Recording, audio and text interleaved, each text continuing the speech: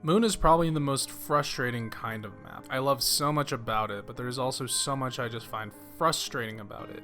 It should be a perfect map, but it also shouldn't. But enough fluff, I'm just gonna cut to the chase. Starting off with something I like about Moon is something you get right off the bat. The spawn room, which is by far the coolest feature and most unique thing about the map. Well, aside from the setting, of course. No Man's Land is a very fun feature. Because of No Man's Land, you can do things like get Juggernog and Pack-a-Punch on round 1. Or you can just get as many points as you want. You can even make a whole game about No Man's Land and just see how long you can survive in here. It's such a fun, chaotic feature that is completely removed from the rest of the map, and I think it's amazing. No Man's Land takes place in Area 51, which again is such a wacky, out there thing, but also a missed opportunity.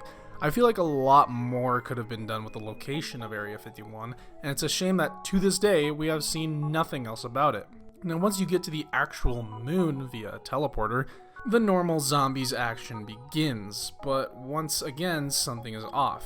You're running out of oxygen, you're running out of air, and the volume is very, very low, and if you aren't quick, you'll die from a lack of breath. And you need to equip your space helmet. But even then, there is very low gravity here. This is not your average zombies map. Now obviously, Treyarch could have just set the map on the moon and then called it a day, but I really appreciate the extra effort they went into making this map. They didn't need to make this crazy No Man's Land, or this anti-gravity, or the lack of oxygen. But just these little things are really cool and go unnoticed. Which I guess it should. It's a zombies map in space after all. Unfortunately, I can't say the same about the actual moon itself. I will get into the Chronicles version in a minute, but the BO1 version of this map is downright disgusting. A large portion of this map is just on the grayscale. At first you might think, well no shit, it takes place on a giant gray rock in a black void. But I'm talking about the rest of the map. Not the entire map takes place on the actual surface of the moon. There are tunnels and bases and a giant biodome that's supposed to be filled with trees. All of this to make parts of the map unique, and I can't really say it worked. Maybe I shouldn't say there was no color, but the colors on the map are oppressively muted. I can't really tell you what anything on the moon is supposed to be. The map is oppressive and lonely, which I think presents a thematic clash between what BO1 Moon presents and what the storyline is. Not to mention, in Black Ops 1, the anti-gravity is just downright buggy at times. Moon on the outside presents itself as a dark, desolate, abandoned lunar station, and you are completely stranded. However, when you do the Easter egg, it's a wacky, nonsensical journey that eventually causes you to blow up the freaking Earth. I think a better way to sell this approach is to make the Easter egg more about returning to Earth. Make it clear that you are trapped here and you cannot return. However, the Easter egg steps are Maxis and Samantha deceiving you, convincing you this is how you do return to Earth, but instead you are setting up the rockets to nuke the planet. This would also set up the Victus maps even better and make more sense with the voices in your head. Thankfully, this would end up not being the case, as in the Chronicles remaster, the colors of the map really got rid of the desolate theme, which really fixed a lot of the thematically charged issues.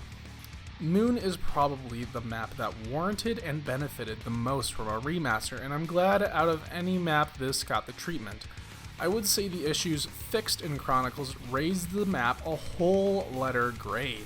The Chronicles remaster fixed a lot more than just graphics. It made the Easter egg soloable. The Gobblegums help a lot of steps in the Easter egg that are just pure RNG. However, I think one of the biggest mistakes they made is not being able to hold the hacker in the helmet at the same time. This was possible to do, but only because of a glitch. I thought in BO1 this was just a coding oversight, but in Chronicles they doubled down on this decision. I never understood why this was the case, and there are just some weak cases to be made against it. Leviathan, the custom zombies map, throws any of those arguments out the window. This is such a bad decision, I couldn't help but excuse it as an oversight. But again, Treyarch had every opportunity to correct this in Black Ops 3, but again, they did not do it. On a positive note, I think the hacker was a super interesting tool. You can do so many weird things with it. You can open doors for really cheap, sell perks, respin the mystery box, and sell your weapons to other players. You can give points to players, you can hack power-ups to get a max ammo. This goes on, and it's one of those things in zombies where it sounds ludicrous, but it actually works. In general, the hacker was a great idea, but poorly executed, and future iterations would prove how great it could be. To round out the goofy things that go on this map, we have two more things I really enjoy. The Wavegun is probably one of my favorite wonder weapons of all time. In its normal form, it's dual-wielding laser guns, which sounds cool already, but pressing left on the D-pad, which combines them into this crazy single-shot powerful microwave burst with a very satisfying animation and sound effects. There's also the QEDs, which have a large range of effects. However, unlike the hacker, the QED effects are random and can range from killing zombies to killing you. I've played Moon a lot, and a lot of these effects I have never even seen. Most of the time, it's the normal grenade-esque effect, but sometimes the essence of David Vonderhaar and Jimmy Zielinski will just pierce through your screen. So, two pretty cool and unique weapons of the map. Also, the Gersh device is back, so that's also pretty cool. Now let's get into the nitty-gritty, the Easter egg. Aside from RNG, this is probably one of my favorite Easter eggs. To start, it's pretty simple and already interacts with the map. After turning on power, you need to go over to this set of computers and do a game of Samantha Says. Just interact with the computers in the order the game tells you. Then, you need to interact with some buttons around the map. Standard stuff so far. But there are some steps in this Easter egg which are absolutely ludicrous. First of all, you need all the special equipment in this game. This includes the QEDs, the Gersh, and the Wavegun. Which, thank God the hacker can respin the box, because if it couldn't, getting all this stuff would be absolutely atrocious. Not only that, but you need a certain excavator to come down in the map. Excavator Pi, which digs up Tunnel 6. And the 3 excavators don't rotate either, so if you are actively hacking the drills, you may never get Pi. Waiting for Excavator Pi is probably one of the most agonizing things to ever occur in a zombie's Easter egg. You can be in almost the 30s before this occurs. This is just plain ridiculous considering what the next steps are. Now, this really doesn't make any sense. One of the steps is you need to go to Area 51 and throw a Gersh at these plates. This will teleport them to the Area 51 teleporter, which you will need to use to make them go back to the moon. So, instead of, I don't know, picking them up, you need to use the QEDs to toss at the plates to move them like, what, 3 feet?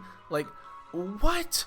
Albeit, interacting with the computers is pretty cool because it gives you some interaction with Richtofen and Maxis and their motives, but it would have been cool to see something else involving the other scientists as well, mainly Dr. Groff. So, once all of that RNG nonsense is out of the way, you can actually proceed with the Easter egg. Once Pi is drilled, you need to follow a ball around the map until it hits the pyramid.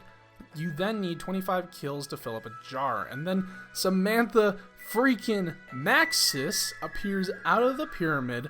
Like, what? We finally get to see the control of the zombies. And with the epic spectacle of killing zombies in a tight, close quarters area with low gravity, Richtofen and Samantha switch bodies. What the heck is going on? This gives Richtofen perma-perks, which on its own is incredible. This right here and the spectacle of the pyramid is enough, but you can go even further. Doing a few more steps, including some more Samantha Says, will trigger probably the best ending in Call of Duty Zombies. I'll just let it speak for itself. Why am I jumping so slow? Launch in 5, 4, 3, 2, 1.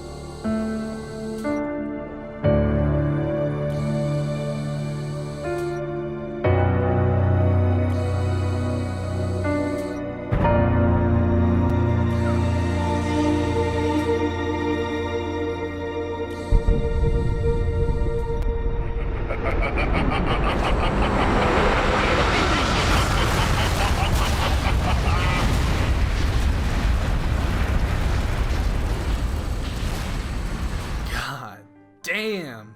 So you blow up the freaking Earth. This is both an incredible cliffhanger and a cool ending, as we saw throughout this season of how Richtofen executed his grand scheme.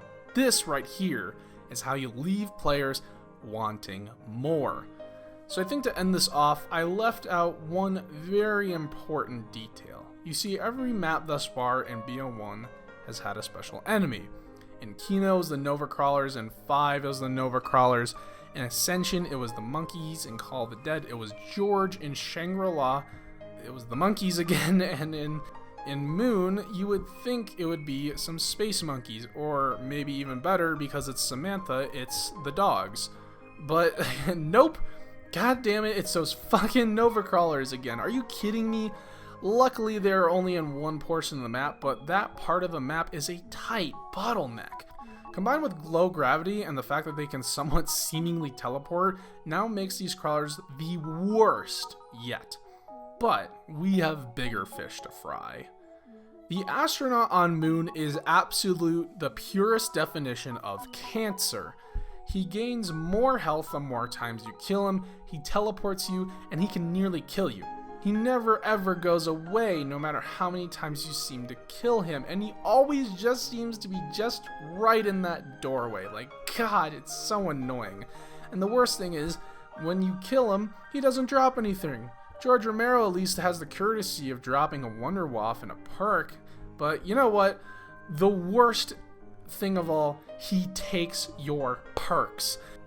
If you accidentally turn a corner and you don't kill him fast enough, he will grab you and take one of your perks. That is absolutely insane. One of these perks, by the way, can be Juggernog, which, by the way, is on Area 51. So if you bought Juggernog on your last trip, you might need to wait for the teleporter, go to Area 51, teleport back, wait for the teleporter again, and finally go back to Area 51 and buy your perk.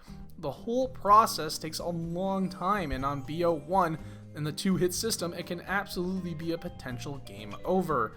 Now, in BO3, they did fix this a little bit because the astronaut can actually die very quickly with Deadwire, and also the Gobblegums are a thing.